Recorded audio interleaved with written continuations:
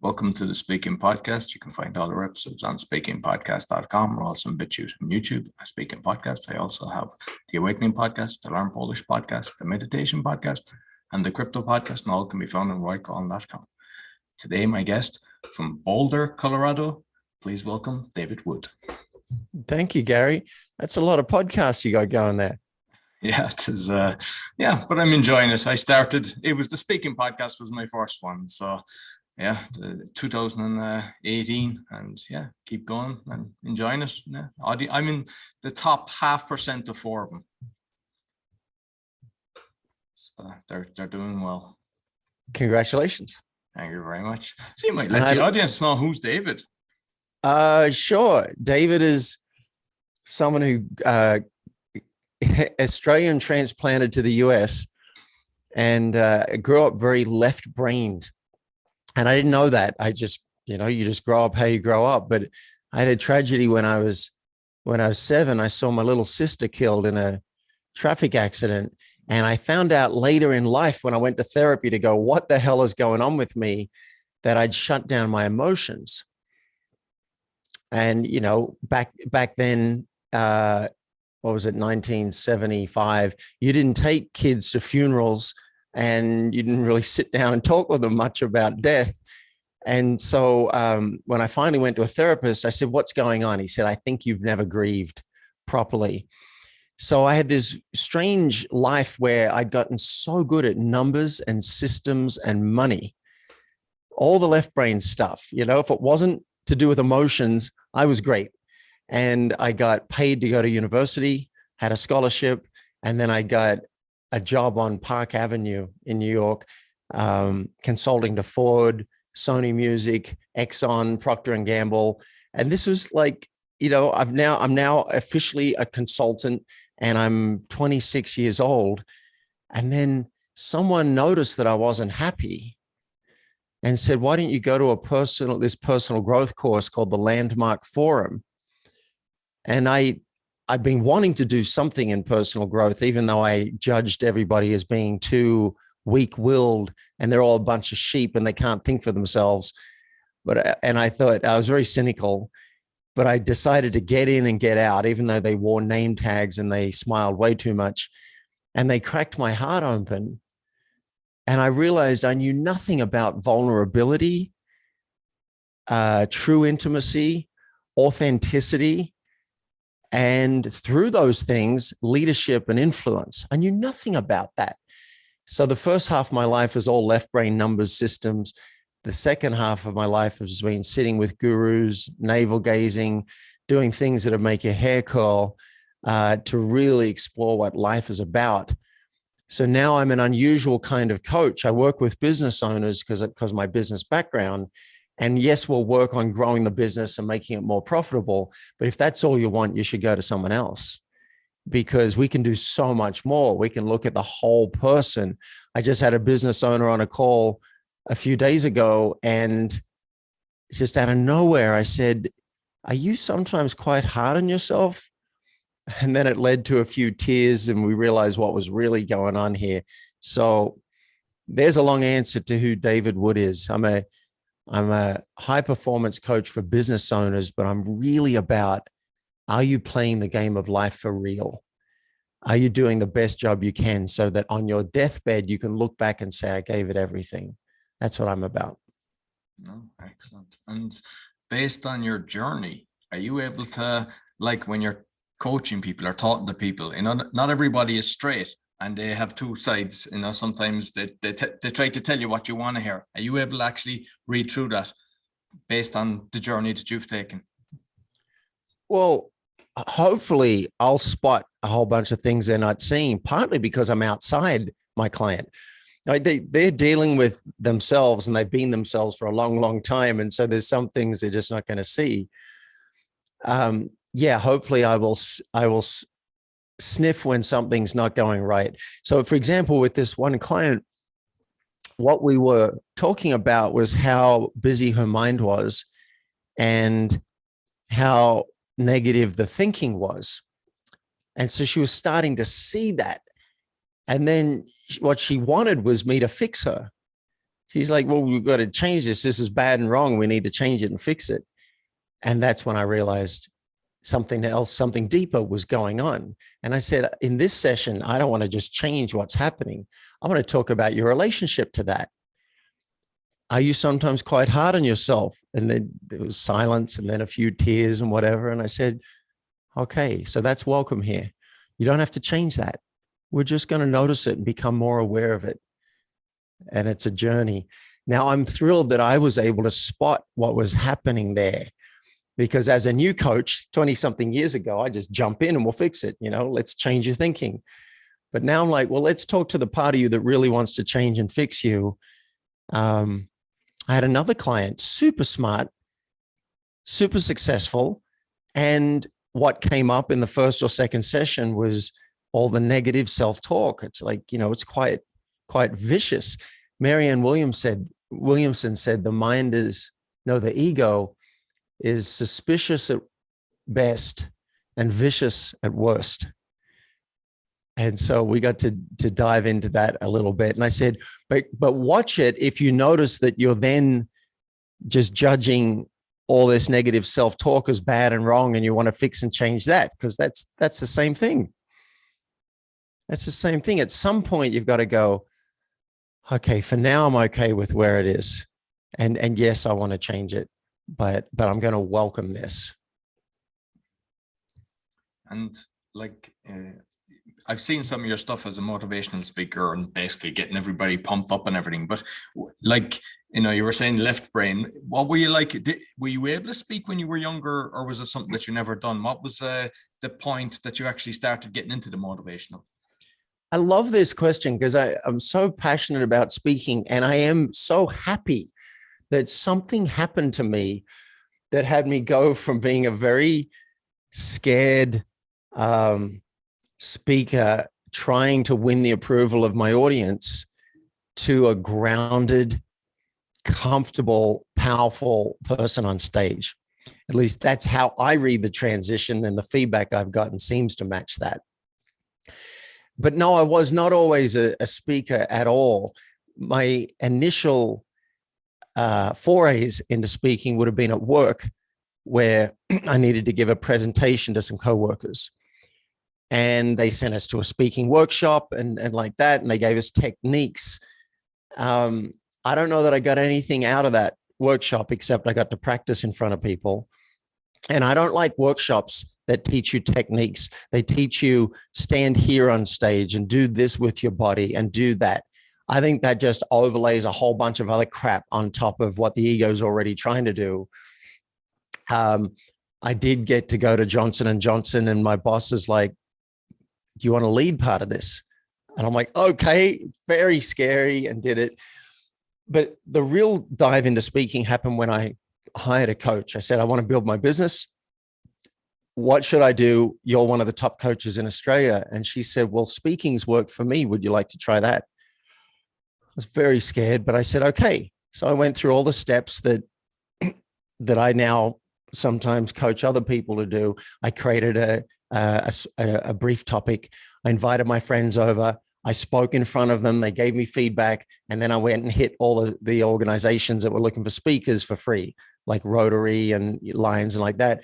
But the thing is, I did that for maybe a year and a half, and I ended up getting booked and paid $1,000 to fly into state to give a speech. And I got great reviews on it, but I was always so scared. And I think part of the problem was I was very young. I was like 28, 29, 30, and I'm trying to speak about creating a life you love. And I didn't really feel like I had a lot of credibility behind me in that. So I felt like a bit of a fraud up there on stage, and I was just trying to fake it till I make it. And had I known what I know today, I could have saved myself a lot of grief. I could have gotten up there and just told the truth. Hey, I'm really nervous being with you guys. And then I could have found something grounding for me, some point of connection. But I didn't really know how to do all that. So I was just kind of faking it, and I'm really good at marketing. So I stopped speaking. I just stopped doing it. And for 6 years, I stopped doing it. And then one day I said, it's time for me to learn how to be great as a speaker. And I put it up on my wall to 2000 and I don't know what it was. This would be like 15 years ago. This is the year of speaking. And I got a phone call from T. Harv Ekker's organization. He ran something called the Millionaire Mindset. And he was quite a big name. I didn't really know much about him, but I got asked, would you come and speak to our group about making money using newsletters? And I thought about it, and I said, how many people? They said about 800. And I'd never spoken to 800 people. So I was excited by that. But then I said, no, I want to speak about life. I don't want to speak about business. So I'm going to thank you. And also, I don't know anything about making money with newsletters. So I'm going to say no. And then I looked at my wall and it said the year of speaking. And I'm like, wait a minute. What did I just do? Maybe I could talk about business and have it still be inspirational and motivational and include life. And I've been building my newsletter for like 10 years. And it was becoming one of the biggest newsletters in the coaching industry. And I didn't charge people to read it, but I did make money from my newsletter. So I started just throwing it around in my head. And I'm like, okay, I could speak on that topic. And I do want to speak. And I called him back and I said, I'm going to come. Now, it was also a bit of a challenge because they wanted me to sell something. I had to pitch something from the stage and we'd split the profits. And I hadn't done that. So I had to find out how to do it. I called two friends who knew much more than I did about it. And they coached me because I was going to sell a $97 product. I would have been never invited back had I gotten up there and offered a $97 product. Fortunately, they helped me create a $2,000 product and a $4,000 product. And I tell you what, something changed, Gary, because all of the fear, I was still afraid getting up on stage. That's probably never going to change. I get terrified and I think I'm going to pee my pants. So that happened. But once I was up on stage, I didn't try to be anything other than who I was. And I think the reason that was possible was I no longer needed to make money as a speaker. Before, when I was doing it, I was really struggling for cash. So there was so much riding on it. But now I was successful as a coach. If this didn't go well, it didn't matter that much to me, except for my ego. So I got up there, and I also wasn't just talking about how to be great at life at the age of 28. Now I'm older, and I said, look, I've heard that you guys would like to make money while you sleep. That's what I'm being told. Is that true? And they all went crazy. They're like, yeah. And I said, well, you'll hear about millions and millions of dollars at this event from all the different speakers. I want to tell you, that's not me. I don't make the millions. I only make about $40,000 a month. But something happened last month. My income spiked from 40,000 to 70,000 because I worked 3 days that month. Now, is that something you'd be interested in? And they went ballistic. They're like, yes. And I said, well, I can tell you how to do that. So I was speaking about something I was comfortable with. I had the cred. I wasn't trying to pretend anything else. And the feedback was amazing. At the end of that speech, one guy came up and said, you were very Buddha-like. Like, Buddha? I'm from Australia. What? But something about my energy was trustworthy. I had people crying at my booth saying, I just really felt your honesty, your authenticity, and I want to do what you're doing. And I'm just so moved by what you did. I was like, wow. And then people spoke with their wallet as well. I thought if I could sell $10,000 worth of product, I can hold my head up high. We sold $150,000 worth of product, which just blew my mind and my team's mind. And then they booked us for a second speech. The second speech had less people in the audience. So there are only 1,000 people. That first one, they had 1,200. They lied to me. They said it was going to be 800. There were 1,200. This next one, there were less people in the audience, and we tripled sales. We we sold $387,000 worth of product, most of it in 15 minutes at the end of my speech. So, Gary, something had hugely shifted. And now I'm happy to go on any stage. You could give me any topic, and I feel like I could be me on that stage. And that was the huge metamorphosis, if that's the right word, that happened. And it didn't come through speaking workshops. It came through, I no longer need this, and I've done the work on myself that I'm happy to be me up there on stage. And I've said this multiple times. If I get there and I say to an audience, this is what I'd like to help you with today, does that sound worthwhile? And they don't give me anything, I'd be happy to say, look, let's go to a pub and we'll have a beer. I don't have to be here. I'm not going to talk at you for something. If this isn't something you're interested in, let's find something you are. Otherwise, let's go do something else. And that's given me a lot of freedom. Brilliant. And I know I mentioned it before we went on there. You've about the coaching that built the world's largest coaching business. So I just you might tell us a bit about that. Yeah, I will. And I'm making a note because I really want to go and grab that clip again, because I don't often speak about my speaking transformation. And I love to do it because I want others to be themselves everywhere. And on stage is just another place that you can be yourself. Stand-up comedy too, by the way. It's another great pathway. Improv. I've done loads of improv in my life and taught it. And I've done 20 stand-up comedy gigs, which were way harder than speaking, in my opinion. But both of those pathways can help you have so much confidence. Like right now, I'm speaking to you and to your audience, and I feel grounded and calm. And that's a miracle compared to how it used to be. Yeah, the world's largest coaching business. That's interesting. I put it in my bio, and almost part of me wants someone to challenge me on that and say, hey, is that true? I want to know how that's true. Well, I started coaching and I started speaking for clients, and that was a great thing to do. I got amazing clients out of that. And then I use the internet as well. And I'm a geek and I'm a nerd. I qualified as an actuary. So when it came to internet marketing and search engine optimization, which I don't think was even the term back then, I was studying how to do it. And I went through and I tweaked the website myself, and I did the anchor text. And then I tried to get this was before backlinks. Then you had to get backlinks from other sites. And I ended up getting a #1 ranking on Google.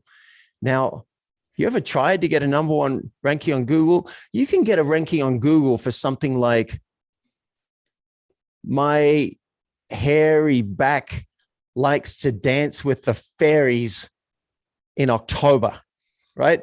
You could get a #1 ranking for that. But life coaching, there were 23 million results at the time when I was doing this. And I was very pleased. I had a #1, #4, #8, #12 ranking. I was all over the search engines, and that flooded me with leads. So, I had about 15 clients in 5 different countries around the world. It was really amazing. And then I made the transition from coaching and speaking to digital products, because I'd been saying the same thing to coaches over and over and over again. I'm like, I've got to write this down. So Coach Start Manual was my first product. And then I actually even stopped coaching while I just built this digital industry. And at some point, I was talking to Alex Mondosian, who's an amazing marketing guru. And when he found out I had 150,000 coaches and wannabe coaches on my mailing list, he said, you are the largest provider to the coaching industry in the world. There's no one else serving so many coaches right now. I'm sure it's changed now, as Brendan Burchard and Christian Michelson and Rich Litvin and Tony Robbins started serving coaches as well. So I'm sure those guys far surpassed me, but it was nice at that point to say I was the largest something in the world. Excellent. And like just on the kind of search engine optimization and everything, because like I think a lot of people, you know, whether they're starting, they want to be a coach, they are a coach, or getting out there, a lot of it is down to the kind of social media, how you do it. And I mean, like I'm doing a few different things on the podcast to get it in the charts and getting it high, but it's a minefield, and it works with some things, same with the YouTube and everything. What's the best way? Do you stick to one thing and just master it, or what's your advice to people? Wow. Well, I think you got a couple of good questions in there. Look, my experience of business is that most of it is a hustle. And I don't mean hustling like conning someone, but just you're hustling. You're like, you know, I gotta get my message out here, and I gotta get my message out here, and I've got to. You do 1,000 things, and 3 of them work. That's kind of my experience as being an entrepreneur. Totally different working for someone else, getting a paycheck. You know, this is your job. You go and do your job. Hopefully you do it well, and then you get your paycheck no matter what. No, as an entrepreneur, as a business owner, I've tried countless things that went nowhere. Chatbot was something that I spent 6 months on. Nothing. So I'm going to mention a couple of things that I think are important generally, and then answer your question about, do you pick one thing? You got to get your message clear. And that's, I have to struggle with that all my life. And I coach people on it. But what is my message? You know, right now, I focus.ceo is my brand. And if you go to my website, it says, I'll help you double your revenue and your time off. And then if you're still reading, I'll also help you be a better human, partner, parent, and leader. Work with you on how you show up in the world. That's my brand. That's taken a long time to develop. What are people going to say to other people about you? That's what you've got to get clear on. And people struggle with it because they've got 10 messages. There's 10 different who's your target market? Well, I want to work with business owners, and I'd like to work with executives, but I'd also like to work with any kind of leader. In fact, if they have money, I'd like to work with them. So that's an example of how people's brains work. But if you say, I work with everybody on everything, no one will believe you. And you're not going to get very good at it because you're trying to work with everyone on everything. So you've got to pick. And I do recommend picking one target market. I've got a client right after this call. I've got a client, and I thought she was going to focus on people in Romania. Now she's talking about focusing on people in France. So we're going to have a conversation about, can you pick one for a year and go deep? So you pick your target market. For me, it's business owners earning at least, or ideally they're earning at least $5,000 a month. They're up and running, they're successful, and they want to work on the business and themselves. Right? There's one example. So you pick your target market, and then what's one big problem they have? One problem that they're willing to pay for. And one big problem that a lot of people I work with is they feel scattered. They're successful and they're scattered, and this brings them stress. And so I can help them focus. Now, do I have other things I want to help them with? Yes. I want to help them with, maybe they have an issue. They plateaued in their revenue. Maybe they're having issues with their messaging. I love messaging. But you've got to pick one to be known for and go deep. And then marketing methods. Oh, people, I'm going to do social media and search engine optimization. I might do paid traffic as well. And alliances are good. Who doesn't want to do alliances? And what about a direct mailing campaign? I could do that. Well, what about a 5-day challenge? It's unlimited. And you can start to see how we can get scattered and stressed and lose the plot. What I would prefer for myself and for my clients and for listeners is you might test a few methods, You might say, I give myself 8 weeks to test these methods, and then I will pick the one that is providing the best result, and I will go deep. For me, I was going to speak live, and this was before the pandemic. I'm like, I'm going to dive into speaking. I'm going to get my clients that way, and I'll get paid as a speaker. And then someone suggested a pivot early on, so I hadn't invested too much in it. Pivot, speak from home, podcasts. Again, before the pandemic. And I'm like, that makes a lot of sense. I can't afford to travel all the time, whatever. I'll do a couple of live speeches, but let's do podcasts. So in the past 3 years, I think we're up to 260, 270 podcast appearances. Wow. Now, the reason I chose this method is because it's part of my mission. It's part of my purpose. I feel on purpose speaking to you about life, about how to make life be better. And yeah, making more money in a business is one way we can make life be better. So it's right for me. Even if no clients found me through this method, which I think is impossible, I still might do it as a labor of love. But fortunately, early on, I had a great client find me, and she's like, I want to commit to a year of coaching with you. And I'm like, all right, this is a sign from the universe that I should keep going with this method. And I get to hone my narrative. I get to hone the story of who is David Wood. I get to hone my topics. I develop topics on podcasts because you might ask me a question. I'll go off on a rant about that. And I'm like, oh, that's good. Someone asked me about imposter syndrome. And I realized my life has been a series of feeling like an imposter. It's a series of stages. I'm going to coach. I'm an imposter. I'm going to speak. I'm an imposter. I'm going to do stand-up comedy. I'm an imposter. I'm going to start acting professionally. That's in the last 4 months. Imposter. And then I get to develop my material.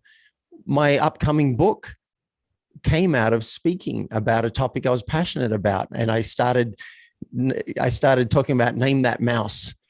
You got to name that mouse. We all know about the elephant in the room, but you got to name the mouse in the room. And people loved it. And so now we're writing a book called Addressing the Mouse in the Room. But it all came from me following a marketing method that's right for me. So if you find, listeners, that like start writing some content, and you might find, hey, I love blogging. And then you can put that on all sorts of social media outlets. Or you find videos are your thing. You like speaking. You like creating content on video. Great. That's my content. So I do this podcast interview here with you, Gary. And then the recording. Sorry. What's that? Roy. Sorry, it's Roy. Am I getting your name wrong? Oh, yeah. Roy. Yeah. You know what?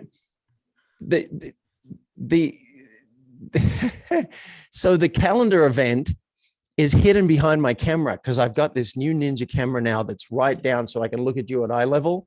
And so I'm trying to look around it to see your name. And I called you Gary before. I'm so glad. Yeah, but it's happened a few times, not with yourself, but yeah, these things.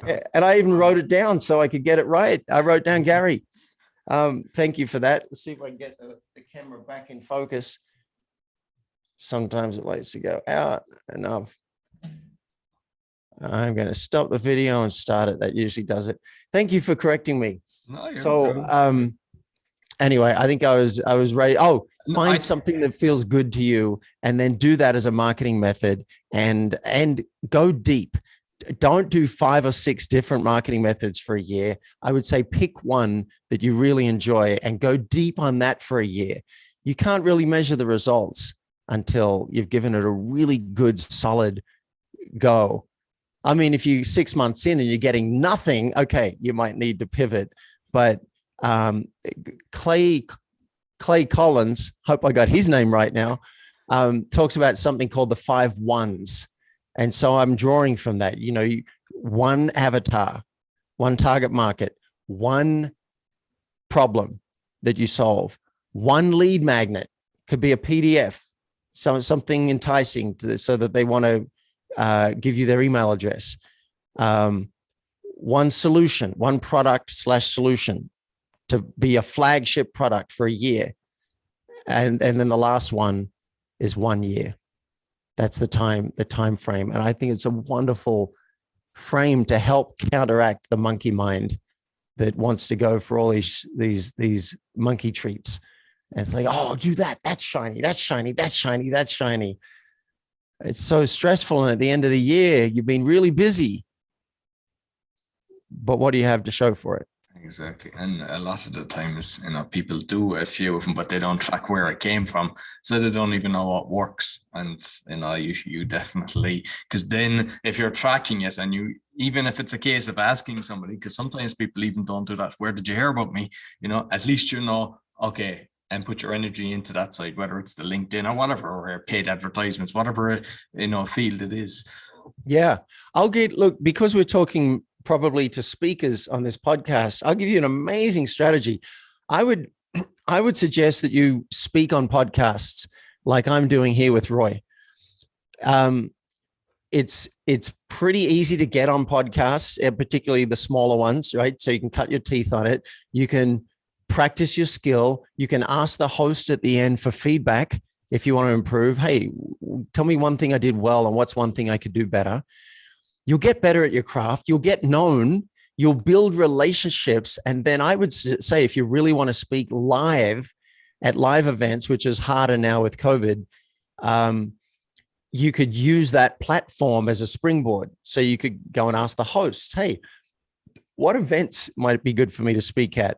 You could go and research and see what event, what organizations you want to be part of. You got to play the long game. You might be developing relationships for 3 years before they say, all right, we're going to get you to come and speak at this event. But I would start with the podcasting. And then here's a ninja tip. Record your interviews. That's all content. Record your interviews. I wrote down at the beginning of this, I said to Roy, I'm going to call you Gary, but so far I'm catching it. I said to Roy, can I record this?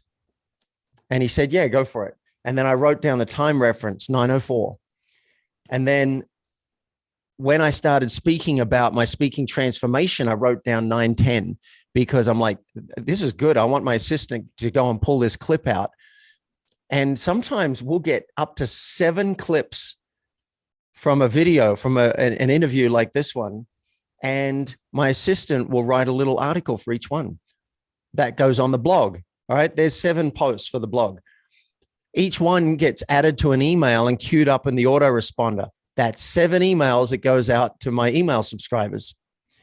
Then she'll take a 1-minute clip, and that's our Instagram video.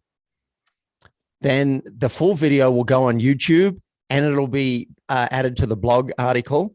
And when I say full video, I mean the full clip that we pulled out about a particular topic, right? Then we've got the Instagram video. Then we've got the image quote. There might be, hopefully I said something awesome and she'll pull out a quote, or maybe Roy said something awesome. And then someone's picture will go on that, and that'll go on Instagram and Twitter and LinkedIn and whatever. Now, I don't touch that. I make the notes initially and give us some direction on what we're looking for. And then all that happens automatically. So I'm not only hitting up podcasts with other people's audience, like Roy's audience, but it's going out through my social media channels as well. So I think that's a really effective way to speak. I'm not only speaking to Roy, I'm speaking on LinkedIn, I'm speaking whatever. It's getting out everywhere. I'm promoting my message. And I do it for 2 reasons. One, I want to make a difference to your life today, right now. That'd be my one aim. Second aim, I want to find the right clients to work with. The right people who go, oh, something's resonated in what he's saying. I think I could use some of this as well. I'm going to book a session with him. We'll see if we're a fit. Right? That's the second reason to speak. And I think those are 2 pretty good reasons to speak.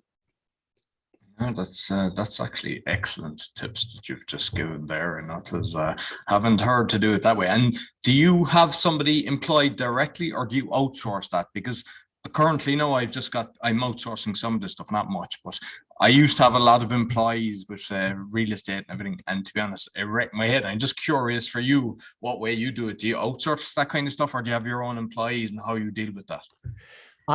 I did it in-house and I've tried both. So my method was to first do it myself and let's see about, and there are two different skills here we need, right? So one is the bookings. I had to get someone to, I had to work out how to get podcast bookings. How do I get booked on Roy's show? And then the second skill was all about how do I take the recordings and chop it up and produce it into usable content and put it out there. And I thought that'd be nice to get the same person, but it just seemed like those should be two different people. So I did all that stuff myself initially. And then let's take the speaking bookings. I then went to hire someone, and I'm on like my fourth person now or fifth person to do this. And I hired them to implement my system because I felt like I came up with something that no one else was doing. A lot of people do blind pitches and they're bad pitches. They'll send a pitch that doesn't show, like I get pitched for my show. I'm sure you get a whole bunch of pitches for your show, Gary. They often don't show that they've listened to the podcast or Gary, that they've Gary again. Gary, thank you. Thank you, Roy. It's a generic thing that might have gone out to 1,000 people. Yeah. So I created a system that at least looks like we took the time to look at it. So we'll say something in the first line. I love how your podcast is focused on X. And it can't just be motivation. It's got to be something you pulled out of the description that shows that you looked at it. All right, that's a big change. The other thing we did is I don't do cold approaches.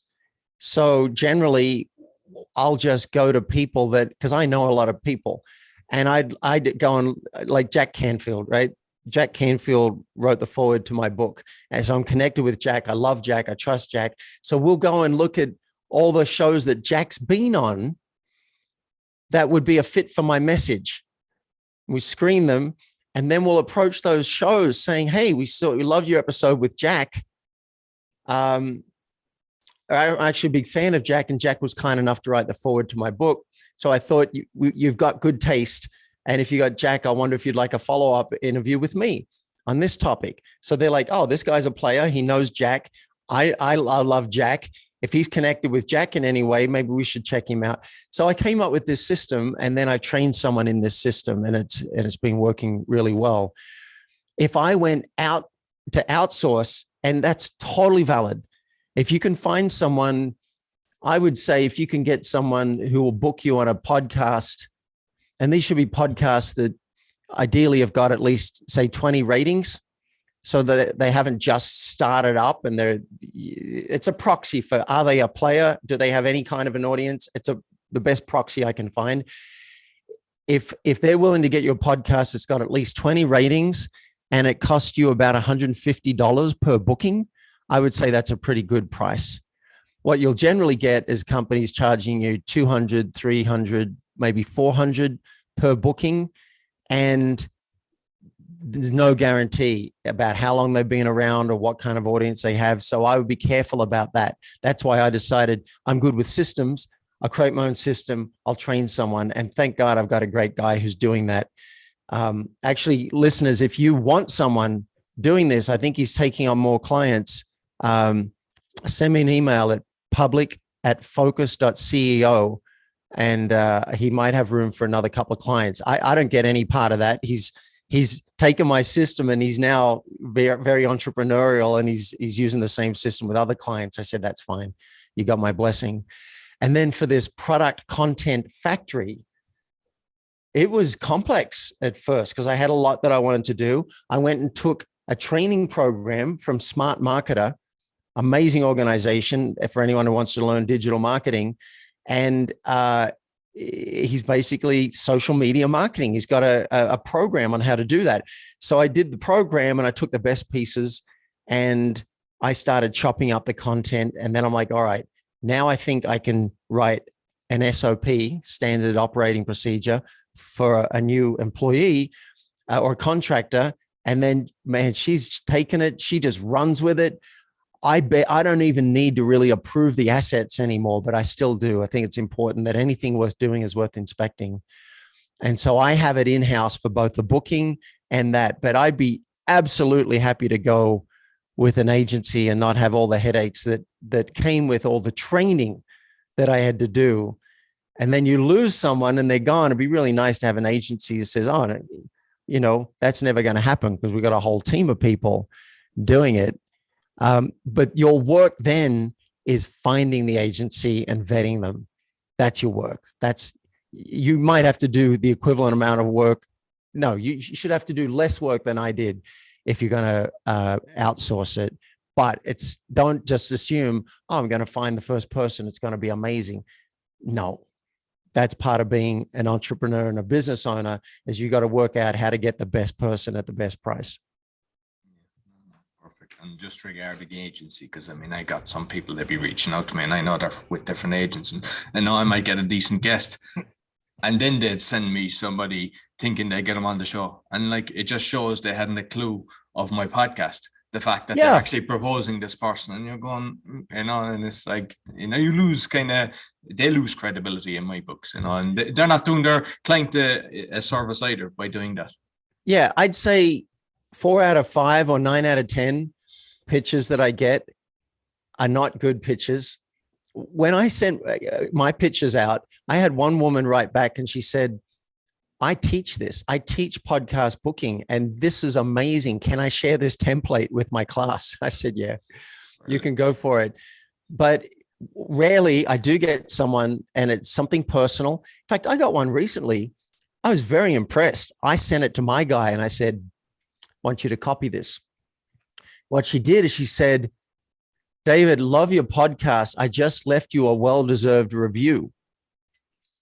Okay, that got my attention, because I want reviews and ratings. I can't get my friends and colleagues to go and leave a review, right? She just left me a review. Okay, you got my attention, and showed me a screenshot of the review. Okay, you've just purchased my attention to read what you've got. And then I can't remember if she did this, but let's assume she did this. Show that she specifically looked at it and maybe pulled out an episode. You don't have to listen to it, but hey, you know, I love that you did an episode on this topic. It's so important. I think I've got a guest for you, and I think he's a fit because of this. Or looking through your topics, I thought this topic from so-and-so would be a really nice fit. What do you think? And then, yeah, little bio. So I can see the bio, a little bit of credibility in there. And the topic. I got to see the topic. And then I do want a link so I can hear this person speak. Can they string 2 words together? Those are the 3 things I look for. So if you listeners, you've got it right here. You just put those things in your pitch, and you're gonna have a really good pitch that's going to get people's attention, and you build a relationship with them. You know, particularly for an agency, you got to build this relationship, because maybe they don't want this customer, but they'll take this customer or whatever. So you got to play the long game. Just on the reviews, because it was actually when I saw my son, because I was trying to get him to do magic just to become confident in speaking. And the guy, Evan's Magic, I remember that it basically said, oh, give me a thumbs up on the thing. And I saw my son reaching for it. And I was like, he's just asked for it. So ever since, I was like, please give me a 5-star rating. I always do it. And I've got over 1,000 on the Awakening podcast and the Speaking podcast, because I always ask for it. Because, wow, you know, because people just like, if they like it, they go, yeah, it's not, you know, it's not hurting them. And they'll just go away. And even today, yeah, I'll ask them now instead of later. Hey, if you enjoy this, give us a 5-star rating and a review. It really helps. It helps get more people to listen to it. Yeah. You know, did you know that it doesn't affect the rankings? I think on the like the listen notes, I don't know how it works, to be honest with you, because I know the amount of episodes and everything, because you've got a listening score as well. You know, that's like maybe the drop off. Maybe on listen notes, but on iTunes, I was listening to the Darknet Diaries. I was really fascinated by all the stories about the dark side of the web.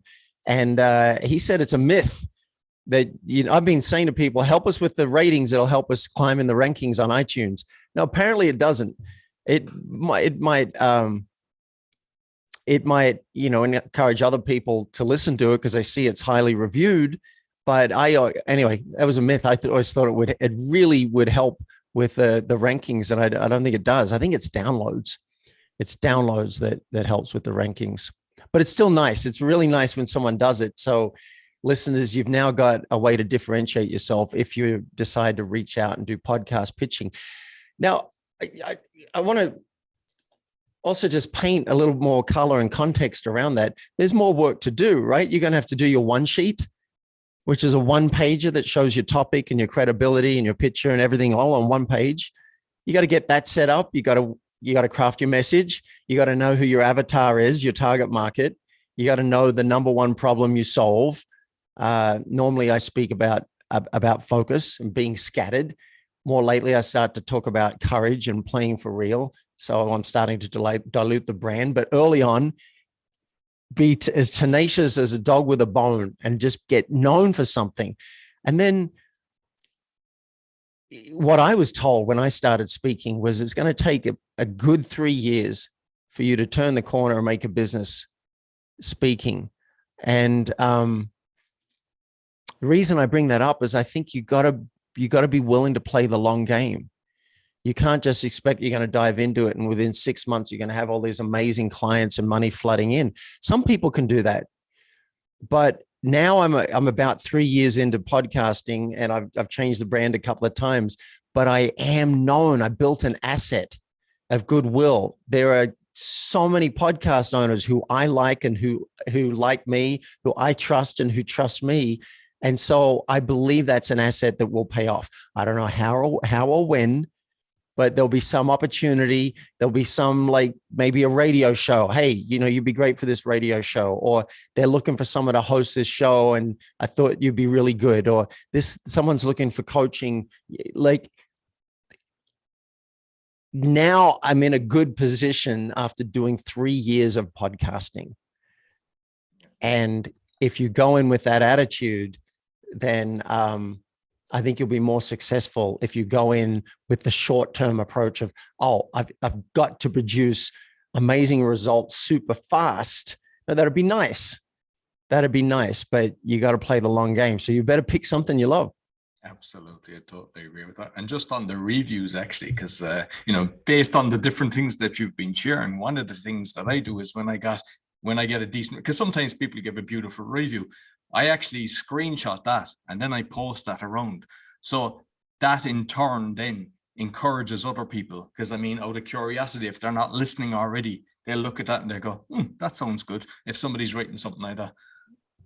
If someone's written something like what? Like a decent review. So, you know, so maybe it doesn't affect you on the iTunes, but if you use the review in your other social media, then it does. Right. Yeah. It's social proof. When I was on Entrepreneurs on Fire, which was a very exciting thing for me. I think it was the podcast with the biggest reach I'd ever been on. I reached out afterwards and said, John, would you be willing to give me a quick testimonial on how it was to have me on your show? Because I'm pitching a lot of shows and they all recognize your show's name. And he sent me the most stunning thing. It was something like, I've interviewed over 2,200 entrepreneurs, and David Wood is as engaging and something else as it gets. It was just the most amazing paragraph that went straight on the one sheet, and that goes out in all the pitches. In fact, we even copy and paste it, I think, in some of the pitches, so in case they don't read the one sheet. So yeah, you know, you get one nice thing from one person, and then you can leverage that. And then other people say social proof. It's like, other people like this guy that's working. And then you keep on building the social proof. It helps to be good at what you do. I mean, you're going to be really fighting uphill if you're not good at what you do, but it's okay to not be good at what you do in the beginning. It's totally fine. You will get better. I remember asking John Lee Dumas, how do you get on big shows when you're starting out? He said, that's not what you want. You don't want to do that. You don't want to get on a big show and screw it up when you don't have your chops yet. No, go on the smaller shows and get good at your craft. I was like, wow, that makes a lot of sense. And Roy, I want to point out, I've got a couple of minutes left before my coaching call, and I'm loving this. This is really good. I assume we're going to wrap up pretty soon. Yeah, exactly. Put your eye on the clock. Yeah. And just quickly, actually, because I know with your book, but I see that you've doing a Kickstart campaign. Is that a marketing strategy to actually get awareness? Yeah. And I'm going to see if I can change the background here and put the book cover in the back. It looks like I don't have the book cover here. Yeah, it was a marketing strategy. It was two things. One, I wanted to write this book, but I did not want to write a book that the world does not want. So this was a test. Do people want this? Do people engage with the Kickstarter campaign? Are they donating money towards it? Are they sharing it with their friends? If we can't raise $1,500 for the book, I'll take it as a sign that the world doesn't want it. So we did it, and to generate some buzz. And lo and behold, we were almost halfway, and we had about a week left, and we weren't sure if we were going to hit it or not. And I decided, I think I wanted to do it anyway. Someone funded our goal. They contributed $800 overnight. Boom, one person. She said, I just wanted you funded so you could focus on the book. Could not believe it. And I said, that'll do. That'll do, pig. That'll do. That's actually what I was looking for. That's a sign. Someone cared enough about this book to give us $800. She said she heard me talk about the concept on a podcast, and it had such an impact on her. She'd already gotten the value. She wanted to give us the money. So now we're writing the book addressing the mouse in the room. And I believe it could change the world. It really could. And you can get if you want to give us $15 towards production of the book, we're not doing the Kickstarter anymore, but if you want to support us with the production of the book, we'll give you the mini book right now. It's ready, and you can get that at mouseintheroom.com. And where's the best place to find you? Is this? Oh, yeah, thank you. So the best place, I created a very easy link to remember that'll take you to a hidden page on my site where you can stay in touch with me. If you want to get my videos that I send out every couple of weeks, if you want to listen to my podcast, Extraordinary Focus with David Wood, or if you want to connect to Mouse in the Room, you can do that as well. And if something resonated for you in this podcast and you thought, I could use a coach, I could go further and faster with a coach, and I think this guy could be the coach for me, at this link, you can request a double your revenue audit. And that's a long way of saying we'll get on the phone for 15 minutes and I'll ask you some prying questions before we get on the phone to see what you might really need as we go into 2022 and to see if we're a fit. So I'd love to hear from you. And the link is myfocusgift.com because I want to give you the gift of focus. So what better link than myfocusgift.com, take you straight to my website, and we can play together in those different ways. But the main one is if you're serious about coaching, I'll get on the phone with you and we'll work out if we're a fit. Excellent. No, perfect. Listen, David, loved our conversation, and thanks for all that you've shared. A lot of stuff that I haven't heard before. So I'll make sure that I put all the links in the podcast description. I'm glad to hear it. Thank you, Roy, formerly known as Gary. Good to meet you. You too. So that's all for the Speaking Podcast. You'll find all our episodes on speakingpodcast.com or on BitChute and YouTube, the Speaking Podcast. And as I mentioned during the show, please give us a 5-star rating, share with your friends. It all helps. Until next week, take care.